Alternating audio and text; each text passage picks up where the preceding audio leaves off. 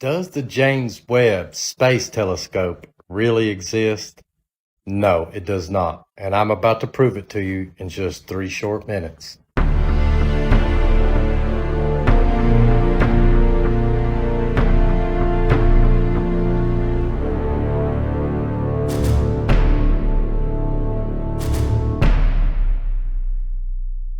Good day, gentle people, it's your favorite Mr. 42. Welcome back to the channel.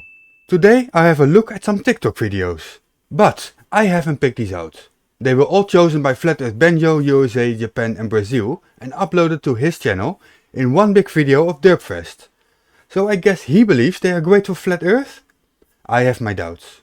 Let's take a good look at its design real quick, because it's not very aerodynamic whatsoever, which it really would need to be. Oh shit, what did I get myself into? It's way too early for this. I'm recording this on a Saturday morning. Okay, let's do this. Aerodynamics is a study of the motion of air, particularly when affected by a solid object. Space is a near vacuum. Look at this big mirror up top. This, traveling at speeds of Mach 10. A Mach number is the ratio of an object's speed in a given medium to the speed of sound in that medium. Sound doesn't propagate in a near vacuum of space. So whatever the speed of the telescope is, it is traveling at Mach undefined. Would be like a big parachute. A parachute is a device used to slow the motion of an object through an atmosphere by creating drag. There is no atmosphere in space, you dense motherfucker. It would just be ripped right off of the rocket that's supposedly carrying it. First of all, there is nothing to rip it off anything. And second of all, what rocket are you referring to? The Ariane 5 rocket that launched it from Earth was discarded shortly after reaching orbit.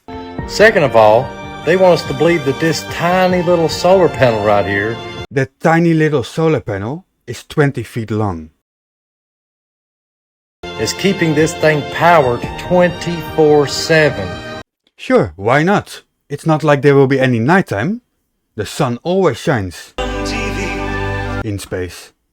While it's flying through space, we can't even get an electric car to travel more than 300 miles without having to be plugged back in. Well, that's the thing, isn't it? The solar panel is basically having it plugged in constantly. And your average consumer electric car does not have any solar panel.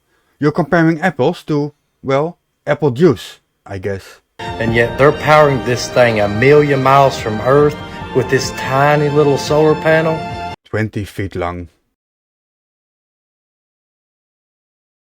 Dang, why don't they share this technology with the rest of the world? They did.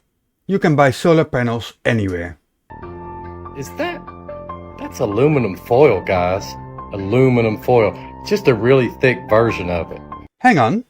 If the James Webb Space Telescope does not exist, according to you, why would they need a really thick version of aluminum foil? Logic is not your strong suit.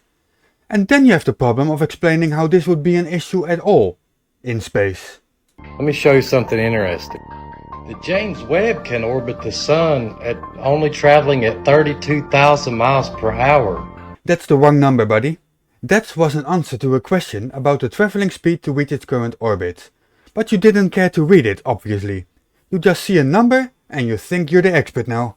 While Earth has to go 66,000 miles per hour to orbit the sun.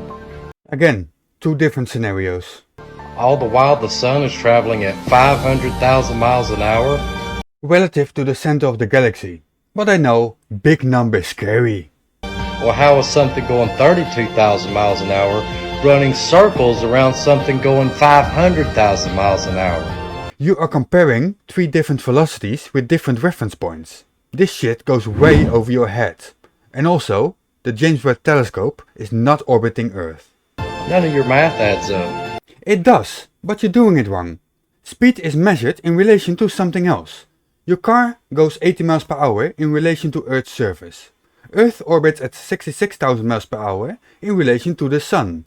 And the Sun orbits the galaxy at 537,000 miles per hour in relation to the galaxy center. As it travels through space, the solar wind reaches speeds of over 1,000,000 miles per hour. Well, I just showed you its design. Shall we take another look? Look at these sheets of thin aluminum. That is made from a material called Kapton. Very thin. Look at these little panels that's holding it on. 1,000,000 miles per hour? Give me a break. It would tear this little Cracker Jack box into shreds. I will now give you a practical demonstration of something traveling much faster without doing any damage. Hang on. I just bombarded your face with photons traveling at around 186,000 miles per second. Did it hurt you? Of course not. Speed is not the only requirement. This thing would be torn off the top. This panel right here would be ripped off the bottom, and all of this aluminum foil right here would just be ripped to shreds. Solar winds mostly consist of electrons, protons and alpha particles. There is some kinetic energy, but by far not enough to break apart the telescope. Can you get anything right? It's impossible, guys. Damn, this guy is stupid. And Benjo thought it was a good idea to re-upload this. So they strapped this telescope to a rocket, okay, and launched it into space. It was never strapped to a rocket. It was packed inside a rocket. Well, look how hot the surface of the rocket gets upon leaving Earth's atmosphere. 6,000 degrees Fahrenheit, guys. 6,000 degrees. Let's have a look at that, shall we? That answer is very specific to spring missiles accelerating at 100 Gs to Mach 10 in 5 seconds. That's not Ariane 5. The melting point of aluminum, just 1,200 degrees Fahrenheit. There's no physical possible way that it could withstand those temperatures. Let's see. Wrong bucket, wrong temperature, wrong material. You're making shit up as you go. And they expect us to believe that it's flying through all of this space debris, cosmic dust, rocks, meteors, and asteroids, and never hits anything, never needs cleaned, never needs maintenance. Space is big. You just won't believe how vastly, hugely, mind-bogglingly big it is. I mean, you may think it's a long way down the road to the chemist, but that's just peanuts to space. The chances of hitting anything orbiting Earth is very close to zero, especially when most of the larger objects are being tracked. And then there's the issue of fact. The James Webb Space Telescope has been hit by at least 19 tiny meteors since launch. So your just so-called arguments are destroyed. Let's see what else Benjo has prepared for us. How old were you when you realized this is what our stars actually look like? Not this again. P900 out of focus magic, presented as fact. People can't be that stupid, can they? How old were you when you realized that what you were taught was incorrect? Okay, some people can be that stupid. As technology advances, us humans have the ability to see the stars like the people in the governments and the people in NASA are able to. The only difference is we're seeing something different than what they taught us. That only happens if you don't know what the fuck you're doing with the advanced technology that you've been given. Now why is that? Because you're listening to dumb fucks? Can't hide it from us anymore, so my suggestion to you, NASA, is to repent. To tell the people the truth. What is it with these people? They get themselves a $1,000 camera, use it wrong and claim to know the truth. Or worse, they watch a video on the interwebs and consider themselves expert now. Yes, you are lied to, but not by who you think. My suggestion to you, dumb lady, is to stop listening to charlatans on TikTok. Mainstream truth. What does that even mean, mainstream truth? Because if not, if you continue to lie to us, you're gonna be judged for that. If that's what you believe, stop lying. Because you can clearly tell that these are underwater. No, you can clearly tell that they are out of focus. Now you can pretend to be ignorant and keep listening to what they say, but look, they are actually catching it on high-powered telescopes. There is a good reason that a lot of telescopes are placed on top of mountains or even in space. And that is atmospheric distortion. The images you present us today are shot in the middle of Paris, which is about 35 meters above sea level. You are dishonest. This is not what we were taught that they look like. No, we weren't, because that is not what stars look like. We can keep playing this game of going around and listen to someone who doesn't care about us, or we can wake up and see the truth for ourselves. I guess that means that you prefer to stay dumb. How to easily debunk flat earthers. First thing, remind them about the Big Bang Theory. Because theories are absolute facts. The Big Bang Theory has absolutely nothing to do with the shape of the Earth. Ridicule the use of YouTube for educational purposes. Wrong. Ridicule the usage of only YouTube. Because any idiot knows that they can find more information in textbooks and public libraries than can be found on the internet. That's a claim I never heard before. Strawmanning. Tell them to go back to school, because information is only true when it comes from authority. That is another strawman argument. It is just a fact that a lot of flat earthers are uneducated potatoes, and that is why they should go back to school. Show them pictures and videos from outer space. It's obvious that they've never even considered this before. That is a fact. They just handwave everything away that doesn't fit their narrative. And there's no way that pictures or video could ever be fabricated or manipulated. Of course, pictures or video can be manipulated. But if you claim something is manipulated, give your evidence for it. And that is where them flurps are lacking. They have no evidence. Never ever do your own research. That sounds like a bad idea. That way you only end up as a flat earther. Instead, ask these flat earthers to explain every inch of detail about the theory to you. That just has to be done, but it's completely unrelated to doing your own research. Flurps need to come up with the most ridiculous explanations for how things supposedly work. Asking them to explain themselves serves the purpose of exposing their stupidity.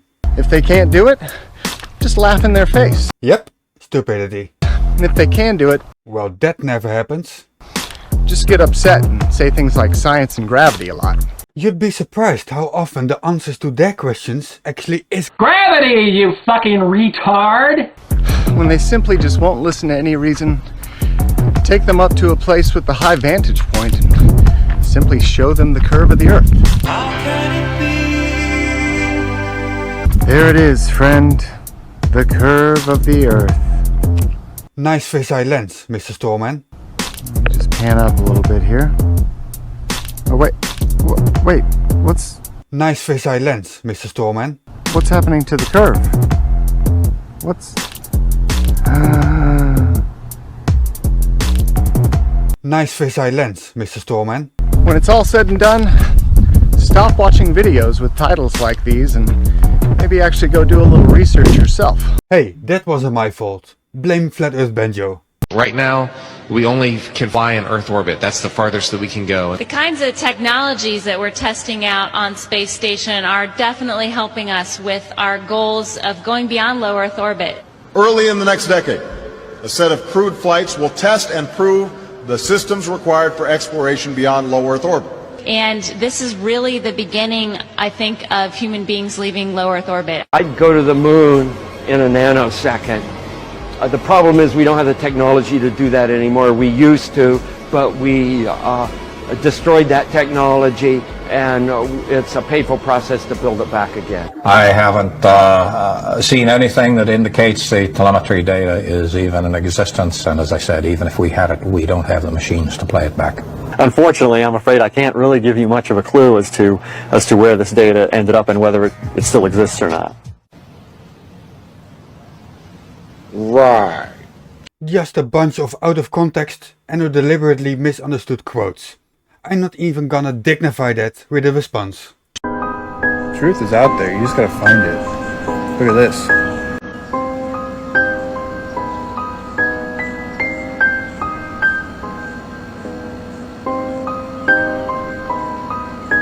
It's just a conspiracy. The firmament is the sky or heaven. Come on man, you can find this in literally any dictionary. Alright guys, let me show you something here. We all know the flat earth. It's on the UN flag, right? No, that is not a flat earth map. That is an azimuthal equidistant projection of the world map, standard on the North Pole. And here we have a newspaper. Philadelphia Inquirer, 1964. And this is a series, special reports, and it's called Historical Events That Shape Our World. Funny they say shape our world. Anyway, this map here, as you can see, is the exact map on the UN flag. Which is not a map. You notice what's missing. You got it. Antarctica. The UN is an intergovernmental organization between nations. Antarctica is not a nation. It's really simple. I wonder why. I'll show you some more.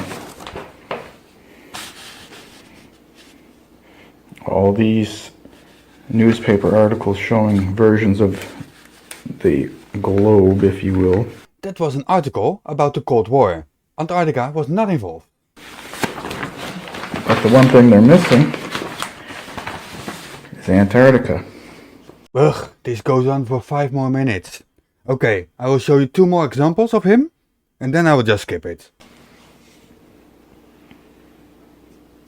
No Antarctica, anywhere. The title of the article is Brink of War, Crisis of a Divided World. Again, Antarctica is not involved. Another one. Foreign aid. US gives over $100 billion. There is no Antarctica involved. A nipple. A nipple. Nipple.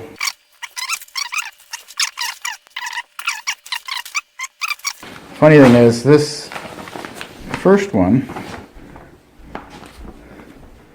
is actually an exact copy of the Gleason's map. And the Gleason's map is a globe projection. To a T. So these guys at the UN know what the Earth looks like. Yes, they do. Another thing is, any flat earther knows who's making up these lies. We all know it. Okay, that's it. I am not in the mood to discuss a book from 1871. I won't do it. Okay, so basically the sun and moon go around, and the stars for that matter, like hands on a clock, okay? Oh crap, not this again. Oh. Okay, go on then. You have dead center, that's the North Pole, and Polaris is directly above it. That's why all compasses point north, and that's why as you're going east and west, you're just doing circles around that, and north is always pointed towards that center point. Okay, it's not a globe, this is how it is. Water is inside there and it's flat. This is the container that's holding our water in. Okay, up is the same direction for everyone. So when you got somebody in Australia here and they're looking at the moon is always between the Tropic of Capricorn and the Tropic of Cancer. Okay, so when you're looking up here at the moon, and I'm looking from here, from Vancouver Island, I'm looking up here at the moon, okay? Once it's a half moon or anything like that, it's really noticeable, but I guess even a full moon, you are seeing from this vantage point, I'm seeing from this vantage point. So imagine there was a 6 drawn on the ceiling of a room. You're on one side of the room, I'm on the other side of the room. To you, it's going to look like a 6. To me, it's going to look like a 9, okay? It just depends on which angle you're looking at it from. So it's the same as the moon. We always see the same face of the moon. We just see it from an opposite angle. And that's why people from over here will see it different at that time. Okay, depending on where you are is going to depend on which angle you're looking at that moon. But it's always the same face. Okay, honestly, that would be an acceptable explanation to why some people do see the moon upside down. However, if your explanation is reality, I would be able to see the moon on its side sometimes. And this just doesn't happen. So your explanation is wrong and dismissed. Wow, what is that? It is the exhaust from the rocket being illuminated by sunlight during dusk or dawn launches, known as a space jellyfish, which is just a name of course.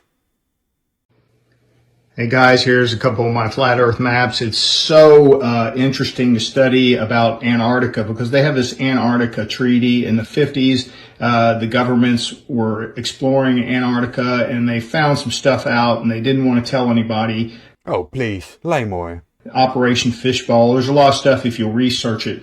Is that your type of research or the normal type of research? But Antarctica is actually not a continent. It's actually a 360-degree ice wall that goes around the geocentric flat Earth. It holds the seas in.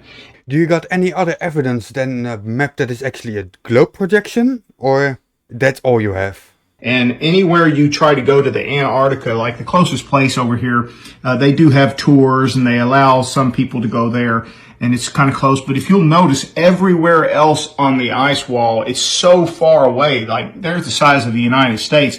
Well, look how many, it's like 2 to 3 United States just to get to the edge. I thought you studied these maps. There's a great distortion. You should know that. So that's why no one goes to it. That's why it's such a secret, and that's why people can be fooled. And that's why people like you end up believing the lies told by Flat Earth charlatans. Now, there were 2 more videos in the original upload by Flat Earth Benjo, but I had to remove those due to copyright. But we all know the ice wall doesn't exist anyway, so who cares? So that's it for today. I hope you enjoyed the video enough to hit that like button, and hit subscribe as well if you haven't done so before. And check the description for more information. This has been Mr. 482, out. Don't panic.